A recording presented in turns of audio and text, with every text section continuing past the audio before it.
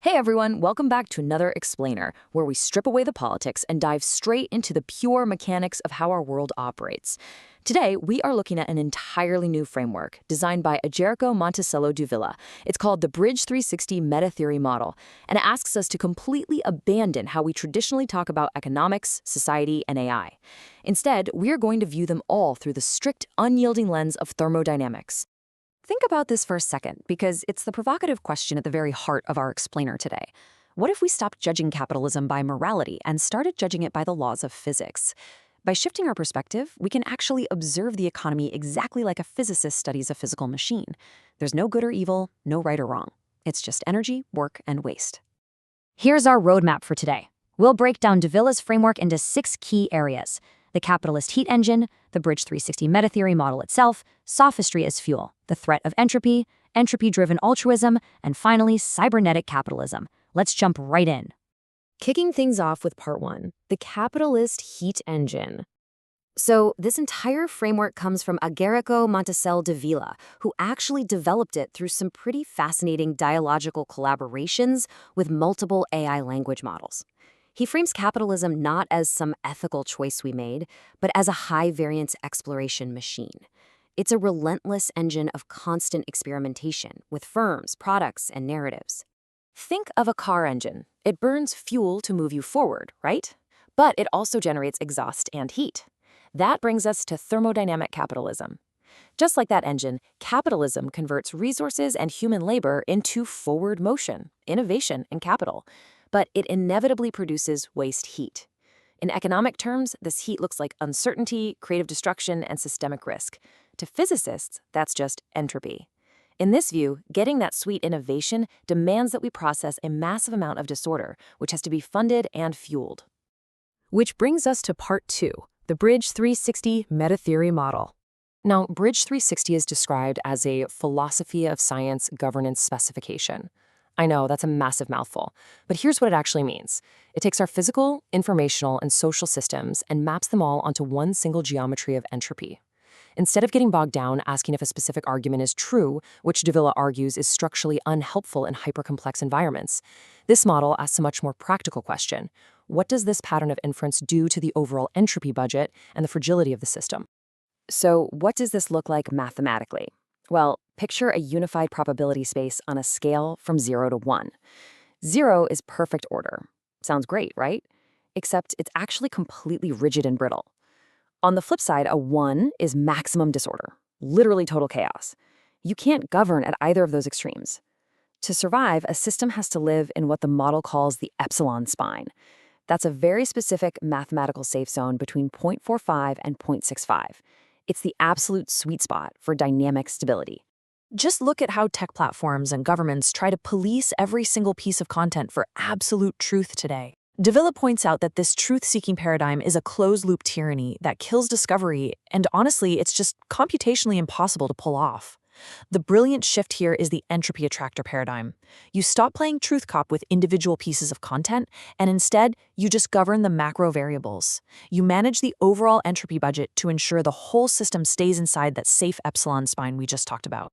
Moving on to part 3, sophistry as fuel for innovation. De Villa has a great quote for this. Sophistry is a type of meme, not an intrinsic evil. Usually sophistry is a dirty word, right? But within Bridge360, things like hype, narrative overreach, and clever framing are absolutely essential tools. They are cheap to make, and they stick in our brains. Why do we need them? Because they compress incredibly complex, uncertain futures into simple stories people can actually invest in. Think about the wild hype cycles around artificial intelligence or space exploration. That hype coordinates expectations and mobilizes capital. Capitalism literally requires this kind of speculative thinking just to function. But here's the catch, and it's a big one. You have to distinguish between managed and unmanaged sophistry. Managed sophistry is a necessary lubricant for exploration. It drives creative destruction. But if that memetic layer isn't governed, if there aren't no tripwires or penalties for spreading dangerous nonsense, it turns into unmanaged sophistry. It becomes literal memetic pollution that spikes the system's fragility, pushing us into destructive bubbles, exactly like the 2008 housing crash or those massive cryptomanias. This naturally leads into part 4, the threat of entropy. So how do we actually govern this wild, chaotic system without resorting to total system-destroying censorship? The secret lies in a highly specific, recursive Pareto principle. The numbers are 3%, 20%, and 80%. This ratio is the practical key to governance. Let's break those numbers down, because they're fascinating. First, you strictly govern the core 3%. This is your central entropy budget, the structural causality of the whole system. Next, you allow 20% freedom for innovation and all that speculative sophistry we just talked about. That's your necessary waste heat. And finally, you completely ignore policing for remaining 80% of noise. Trying to control that 80% is what De Villa calls an exhausting game of whack-a-mole. By zeroing in on just that central 3%, we get massive leverage over the entire system, ensuring stability without having to micromanage human behavior. Next up is Part 5, Entropy-Driven Altruism. This framework completely flips how we view human interaction. We almost always treat altruism as this purely moral imperative. But here, selfishness and deception are categorized simply as high entropy. They create noise, heat, and systemic conflict, which wastes a ton of energy. On the flip side, mutual aid and cooperation are low entropy. They produce signal, coherence, and efficiency. So altruism here isn't about being good, it's actually a structural necessity. In a wildly complex thermodynamic environment, cooperation just burns the least amount of energy. It is literally the most stable state to ensure the system doesn't overheat and collapse. And that brings us to our final section, Part 6, a cybernetic capitalism. So how do we practically force the market to process this reality? The mechanism is brilliant, and it's classically simple, a Pigouvian tax. Right now, capitalism's biggest failure mode is that it survives by just dumping its waste, its entropy, onto the environment in the form of social costs, climate damage, and runaway misinformation. By using this classic economic tool, we can mathematically cap that entropy budget. You price the true cost of those negative externalities, and boom, you force the market to actually internalize its own entropic debt. And because it operates on a continuous feedback loop, Bridge360 isn't some rigid political doctrine, it's an open protocol. It sets the metric and then basically invites scientists, physicists, and economists to treat the economy like a governable system that can undergo rigorous, falsifiable testing. Sensors feed data to the controller. The controller adjusts the system, and that keeps us safely bobbing along inside that epsilon spine of dynamic stability. To pull this off, De Villa lays out 3 concrete steps. Step 1, we deploy advanced AI as a cybernetic filter to sniff out and penalize unmanaged, destructive sophistry in real time. Step 2, we roll out mandatory, full entropic cost internalization. No more free rides for dumping waste into the system.